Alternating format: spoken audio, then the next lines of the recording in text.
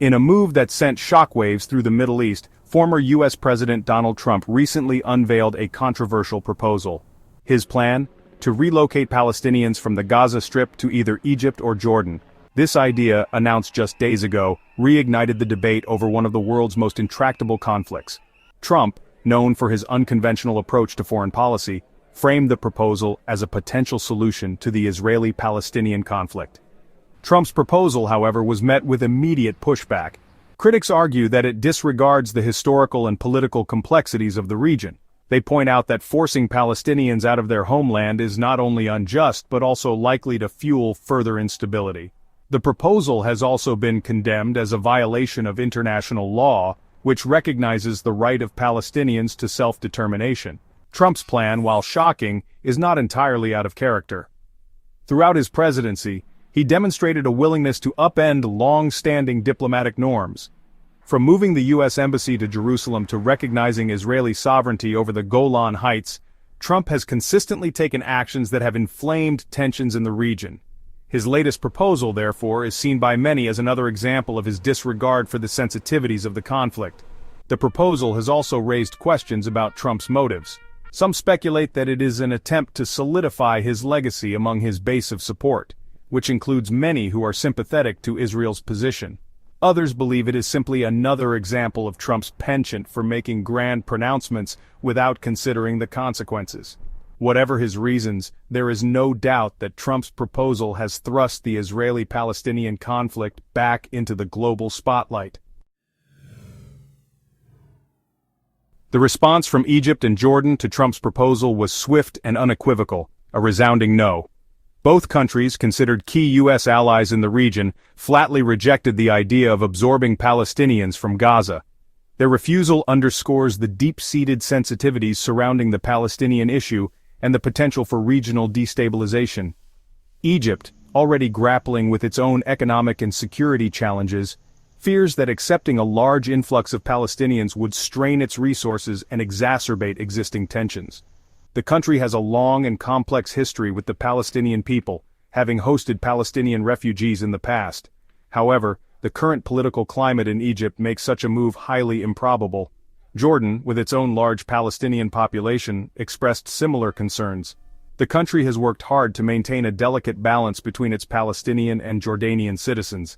Accepting more Palestinians, especially under duress, could upset this balance and lead to social unrest. Jordan's King Abdullah II, in a pointed rebuke of Trump's plan, emphasized that Palestine is for the Palestinians and Jordan is for the Jordanians.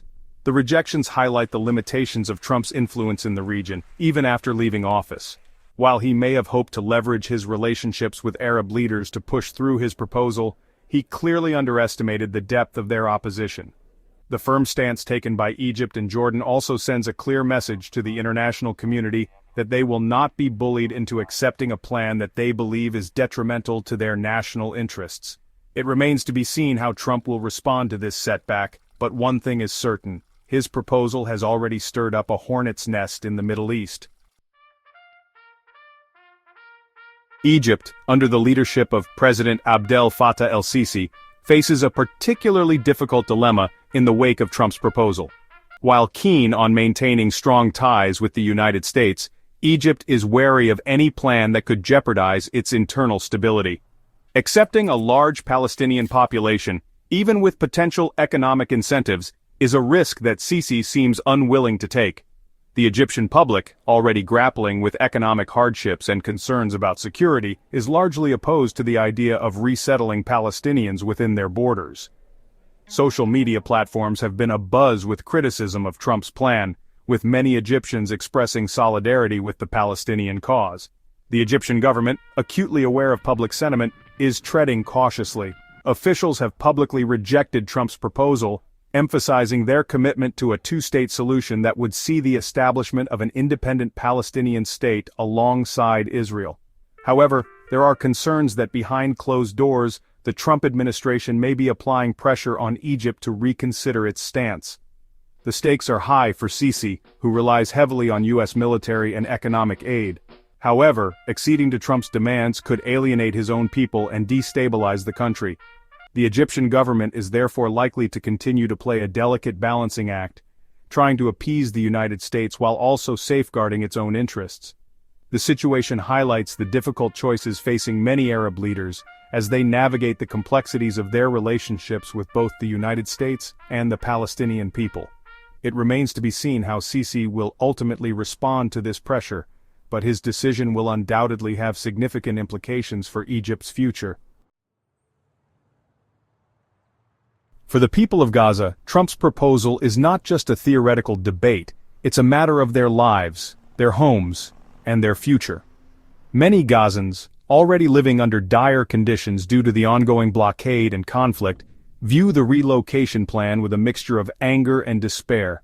The idea of being uprooted once again, this time to countries with their own sets of challenges, is a bitter pill to swallow.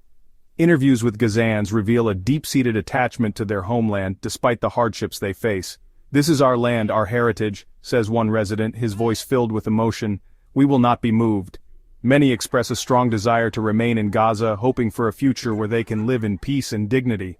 However, the ongoing conflict and the crippling blockade have taken a heavy toll. The lack of basic necessities, limited economic opportunities, and the constant threat of violence have forced many to consider leaving. The question is not whether they want to go, but whether they have any other choice. The international community has a moral obligation to listen to the voices of Gazans and to ensure that any solution to the conflict respects their rights and aspirations. Forcing them into another exodus would be a grave injustice and would further complicate an already volatile situation. The focus should be on finding a just and lasting solution that addresses the root causes of the conflict, including the occupation and the blockade. Only then can the people of Gaza hope to rebuild their lives and look forward to a future free from fear and displacement.